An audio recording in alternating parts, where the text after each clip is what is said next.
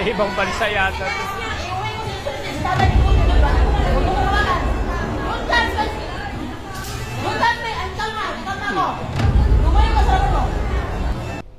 Ito mga klase ng video na nakaka-visit. Tingnan mo, ang daming tao sa paligid. Una-una nandiyan yung gwardiya. Security guard. Secure mo dapat yung business establishment, yung mga kagamitan dyan. At lalong-lalo na mga empleyado at syempre mga customers sa business na yan. Ito yung ginagawa ng gwardiya. May nagwawala na, mananakit na. Ano ginagawa? Nakatayo lang. Ano ka dyan? Anong trabaho mo dyan? Tagabukas na ng pinto. Tapos gaya niyan, yung isang crew sinuntok. Ano ginawa? Nag-sorry pa siya. Yumuko, nag-sorry. Nagbaw pa.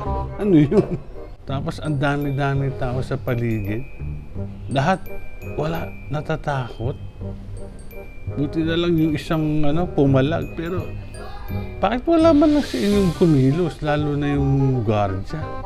Paano kung mayroong hawak na yan? Kung may panaksak or may boga.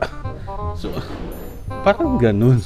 Huwag kayong matakot na dapitan o pigilan yung mga ganyan nagwawala. Una-una, ano bang meron? Bakit kayo magtatakot? Lalo ka na gwardiya. Hintayin niyo pa bang makasakit yan? Huwag ganun. Kumilos kayo. Hindi pwede yung nakatingin na at kukuha nyo lang ng video and that's it.